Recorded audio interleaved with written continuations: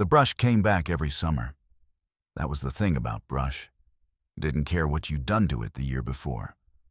August of 1979, Calhoun County, Alabama. Virgil Pruitt stood at the edge of what had been his father's pasture and looked at 14 acres of privet, sweet gum sprouts, blackberry cane, and young scrub oak that had no business being there. The fence along the south side still stood. The grass that had once fed 22 head of cattle through 3 seasons was under 4 feet of brush in most places. 4 feet in the low spots, closer to 7 along the creek bank. He was 48 years old, had been working this land in one form or another since he was 9. The pasture had gone to brush in stages. His father had sold off the cattle herd in 1971, all 22 head, when the arthritis made it impossible to manage them alone. The pasture sat ungrazed. One summer without grazing, the sweet gum came up along the fence line. 2 summers, it spread toward the middle. By 1975, the whole south field was gone. His father had not been well enough to do anything about it, and Virgil had been working a shift job at the pipe foundry in Anniston and running his own 60 acres on the north side of the property. He hadn't had time to fight his father's brush. His father died in March of 1979. Left Virgil the south field, 14 acres of it, along with the house, the barn, and $20,200 in a checking account in Anniston. Virgil's name was on the deed by May. The 14 acres were worth something if they were cleared. The soil underneath was good bottomland. Black, heavy, held moisture. His father had put up 380 square bales of coastal Bermuda grass off that pasture in a single cutting back in 1968. 11 years of brush hadn't changed what the soil was. But 14 acres of established privet and sweet gum wasn't a weekend job. It wasn't a one-man job. It was a machine job, and machines cost money. He got 2 quotes in June of 1979. The first was from a land-clearing outfit out of Anniston, Barkley & Sons. They ran a bulldozer and a brush hog and a crew of 3. Their quote for the south field, $1,800 for the initial clearing, with a return visit 6 months later to knock back the regrowth, an additional $600. Total, $2,400. They told him he'd need at least 2 return visits in the first year, probably 1 per year for 3 years after that, before the root systems exhausted themselves enough to stop throwing up new growth. The 5-year cost, at that rate, somewhere between $4,200 and $5,000. The second quote came from a man named Curtis Webb, who ran a forestry mulcher out of the back of a leased equipment yard on Route 431. Curtis was cheaper, over $400 for the clearing. He didn't offer return visits. He said the mulcher would grind the brush into chips, and that would suppress regrowth better than a dozer. He said Virgil would still need a follow-up pass in 18 months, another $800. But after that it should hold. Still $2,200 minimum up front, against an estate that had left him $2,200 in the bank. Virgil drove home from Curtis Webb's equipment yard and sat on the porch. The $2,200 in the bank was earmarked for a new well pump on the north pasture and 2 months of living expenses if the foundry slowed its hours again, which it had a way of doing in the fall. He couldn't spend $2,200 clearing a field and leave himself nothing. He knew that much. His neighbor to the west was a man named Raymond Goss. Raymond ran 30 head of commercial cattle on 90 acres and had been farming Calhoun County ground his entire life, as had his father before him. Raymond was 61. He and Virgil had been exchanging fence line conversations for 20 years, borrowing equipment, helping each other work cattle.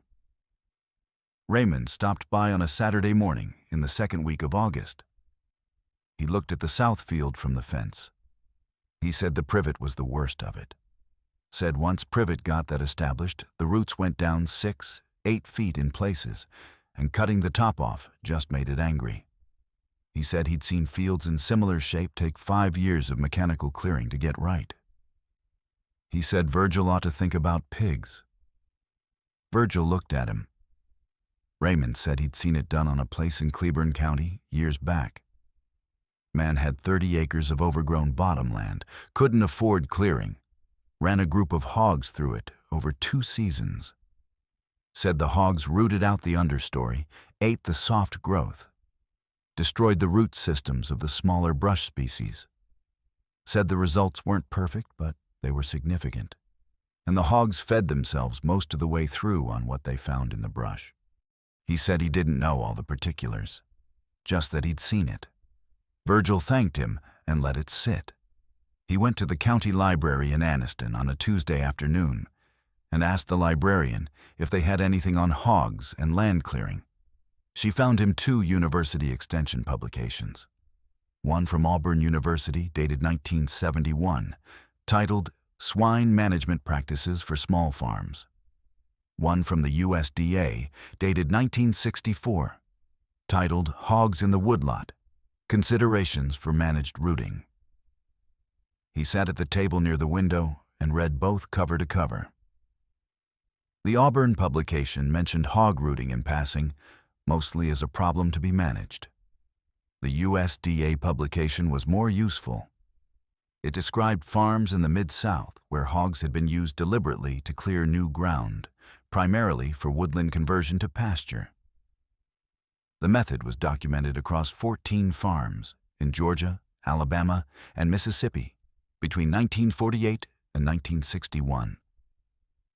Average clearing time for 1 acre of light to moderate brush, 4 to 6 weeks with a group of 8 to 12 hogs. Dense, established brush, the kind with root systems older than 5 years, took longer. Some cases, 2 full seasons per acre. The publication was also honest about limitations. Hogs didn't clear everything equally. They preferred softer root systems, sweet gum, privet, blackberry. They avoided mature hardwood roots. They didn't eliminate brush so much as break it down and set it back, leaving the regrowth in a much weakened state that sun, weather, and a follow-up mowing could finish. That was enough for Virgil. He called Raymond the following evening and asked about the hogs. Raymond knew a man named Dwight Peoples who raised feeder pigs in the next county over. Dwight sold them at 40 to 60 pounds, started animals, for $18 to $22 a head depending on the season. Raymond called Dwight on Virgil's behalf. Dwight had 8 available. He said he'd take $140 for all 8. That was $17.50 each. Virgil bought them on August 23, 1979. Loaded them into his truck in 2 wooden crates he'd borrowed from Raymond. 8 pigs, 40 to 55 pounds each. He drove them back to the south field, backed the truck to the gate, and let them into the brush. He watched them for a few minutes. They disappeared into the privet within 30 seconds. He could hear them in there, moving, rooting, pushing through. The blackberry canes shook. He went back to work. The first thing he had to do was fence the field properly. The existing fence on the south and west sides was adequate. 5-strand barbed wire, posts in reasonable condition. The north side, which bordered his own pasture, had a section of about 80 feet where the posts had rotted at the base. He replaced 9 posts over 2 days. Used treated pine, 6.5 feet, set 2 feet in the ground. Wire stapled back tight. The whole repair cost him $34 in materials. He also dug a water trough on a slight rise at the north end of the field, ran a garden hose from the barn for fill. That was another afternoon. Total investment to that point, $140 for the pigs, $34 for fence materials, $174. He checked on them each morning. The first week he could see their tracks everywhere in the soft soil along the creek bank, long parallel gouges where they'd been nosing. The blackberry along the east fence was visibly pushed back by day 5. The canes were broken and trampled, the root crowns exposed where the pigs had dug around them. By the end of the third week, he could walk into the south section of the field where the privet was thickest without fighting through cane at every step. It was still rough going. But the understory, the ground-level tangle of blackberry, polk, and young sweet gum shoots, was coming apart. The pigs were working it root by root. He bought a 50-pound bag of ear corn every 2 weeks from the feed store in Anniston, $6.80 a bag, and scattered it in the evenings to keep the pigs working the back section of the field rather than piling up at the gate. Basic behavior management. Pigs go where the feed is. He moved the corn distribution point deeper into the brush every few days. The work the pigs were doing was not subtle once you knew what to look for. They didn't browse the way cattle do, taking the tops off things and moving on. They dug. A pig's snout generates enough upward pressure to lift a root system that would take a man with a mattock 20 minutes to expose. They worked in a pattern, moving through an area, nosing down into the soft soil around a root crown, prying and pushing until the root gave way or the pig moved on. The blackberry came out easiest. The canes themselves were nothing. They snapped underfoot. But the root crowns were dense and fibrous, and they came out whole when a pig got under one. Turned up to the surface, left to dry and die in the August heat. A single hog could work through 3 or 4 blackberry crowns in an hour without stopping. The sweet gum sprouts were next easiest. Sweet gum throws up new growth from lateral roots, spreading wide from the original trunk. Virgil had seen pastures where sweet gum killed the grass slowly, one sprout at a time, until the whole field was shaded out. The young sprouts came up with soft crowns that hadn't hardened yet. The pigs found them like they were looking for them, nosed along the root line, came up with a mouthful of crown and dirt, chewed, moved on. It wasn't elegant. It was effective. His neighbor to the east, a man named Clifton Stover, watched from the fence in early September. Clifton had 45 acres, mostly timber, and ran a few cows on the cleared portion. He asked Virgil what the pigs were doing in there. Virgil told him. Clifton looked at the field for a while, said he'd heard of it being done but never seen it himself, and drove off in his truck without another word. The extension agent for Calhoun County was a man named Earl Hutchins. Earl drove a green Ford pickup and made farm calls on Tuesdays. He stopped unannounced in early October, said he'd heard from someone at the feed store that Virgil was running hogs in his brushy field. He asked if he could have a look. They walked the north edge of the field together. A full 6 weeks after the pigs had gone in, the difference along the fence was clear. The blackberry that had been waist-high against the wire in August was down to ankle-level stumps, the canes broken off, the root crowns dug out and turned up. A strip roughly 40 feet wide along the north fence had been worked through completely. The soil was churned and bare, the brush debris pushed into low piles. Earl said the rooting was more thorough than he would have expected. He said he'd read the USDA bulletin Virgil had mentioned. He knew it, and that its numbers had been questioned by some because the farms documented were using larger groups over longer periods. He said 8 hogs on 14 acres was a lighter application than most of the documented cases. He said to keep track of what he was seeing and let him know how the fall looked. He wasn't discouraging. He was careful. There was a difference. October ran warm in Calhoun County that year. The pigs kept working. By the end of the month, Virgil could walk the entire south half of the field without losing sight of the sky. The privet was the last to fall. The hogs couldn't do much with a privet trunk thicker than 2 inches. The wood was too hard, the root systems too deep. But they'd gotten the young ones, the 2- and 3-year growth, the plants that still had soft root crowns. What was left standing was the old-growth privet, the trunks he'd need a chainsaw on, regardless of method. That was a different problem, a smaller one. In November, he cut the remaining privet trunks with his Husqvarna 61. working through the field over 4 days. With the understory gone, the work went fast. He could move between the trunks without fighting brush. He dropped each one, limbed it out, left the slash to rot. The pigs followed behind him, rooting in the disturbed soil where the chainsaw work had exposed fresh ground. By the 1st of December, 1979, 9 of the 14 acres were walkable. Not clear, not ready for grass seed or mowing, but walkable. The brush that remained was scattered, weakened, no longer a continuous wall. Another pass in the spring would finish it. He weighed the pigs in early December, started at 40 to 55 pounds in August. 4 months later, the lightest of the 8 weighed 112 pounds. The heaviest, 138. They'd fed themselves for 4 months on root systems, grubs, mast from the scattered oaks, pokeweed berries, and whatever else the 14 acres held.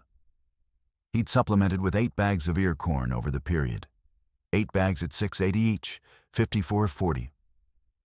Total cost to that point, $140 pigs, $34 fence materials, $54.40 corn, $228.40. The pigs went to market in the second week of January 1980. He sold them through Raymond's contact at a livestock auction in Heflin. 8 hogs averaged 124 pounds live weight, sold at $0.42 per pound live. Gross, $417. He'd cleared most of 14 acres of established brush for free. He'd come out 180 nasr ahead. He wrote that number in his account book on a January evening with the wood stove going and the windows dark. His wife Lenora was in the next room. He didn't call her in to show her the number. He just wrote it down and looked at it for a minute. Earl Hutchins called in February, asked for an update. Virgil told him the numbers. Earl was quiet for a moment. Then he asked if Virgil would be willing to have the field documented as part of an informal case study for the Extension Office.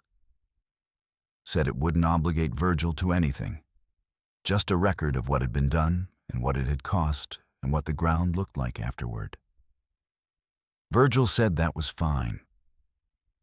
Earl came out in March of 1980. He walked every acre of the south field with a clipboard and a camera. He photographed the soil, the remaining brush, the areas the pigs had worked most thoroughly. He noted which species had been most affected, the blackberry and sweetgum and young privet, and which had resisted, the older privet trunks, the established sweetgum with root crowns wider than 6 inches.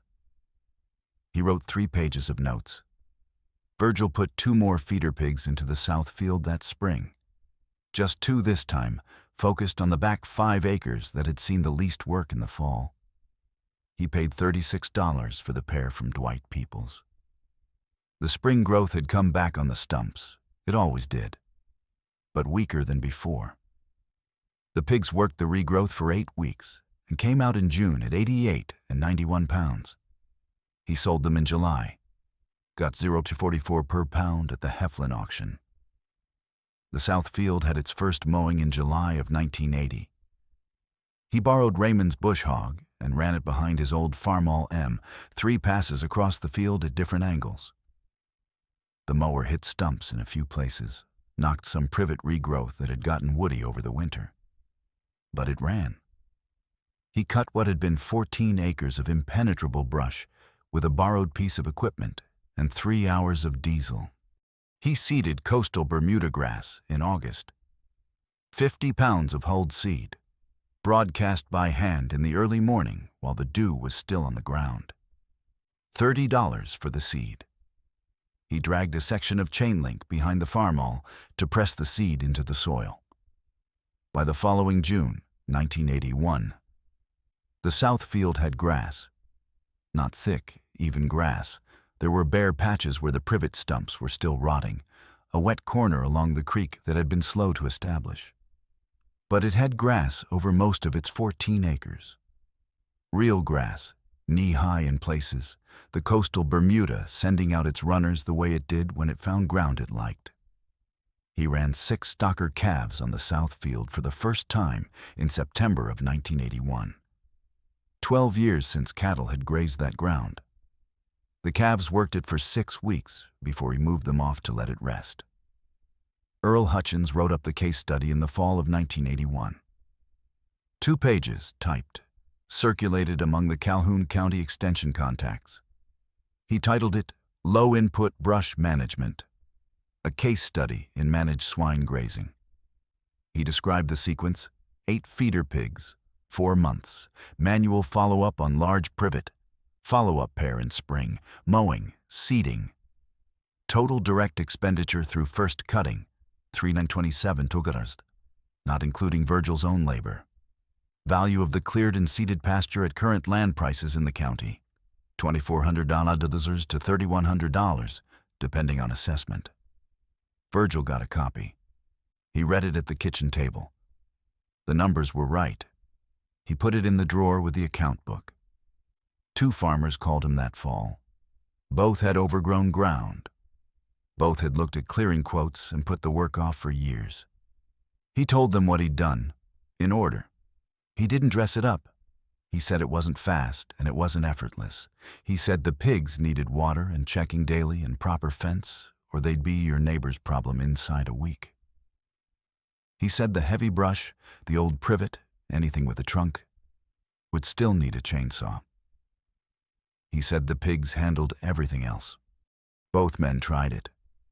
Clifton Stover, who'd watched from the fence in September of 1979 without saying much, came to Virgil in the spring of 1983.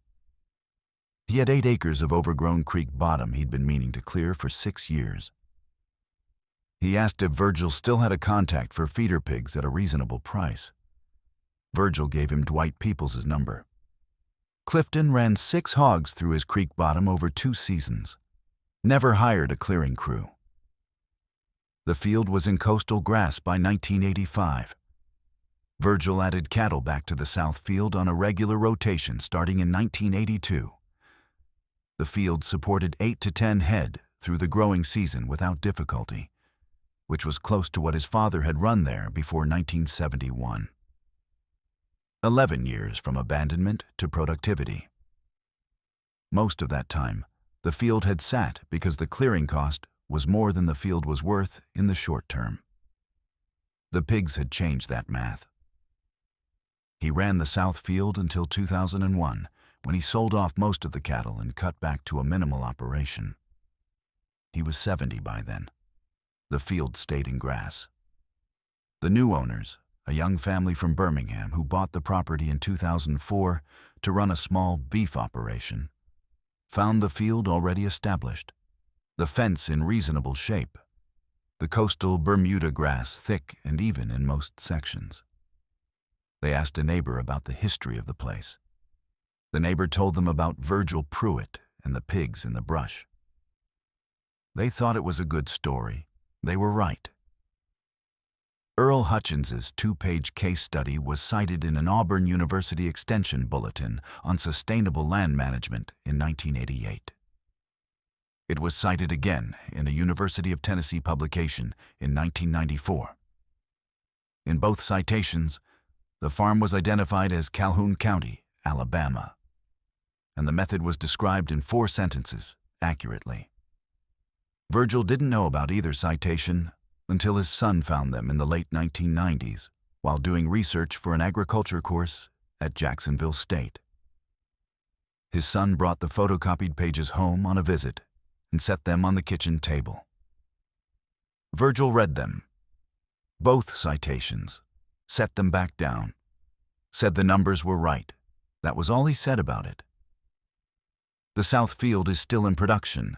Different cattle, different owner, same ground. The privet hasn't come back in any meaningful way. The Bermuda grass holds. Deep soil underneath. The same black bottomland his father had described, still doing what good bottomland does when you let it. 14 acres, 8 pigs, 4 months, $228. It still works the same way.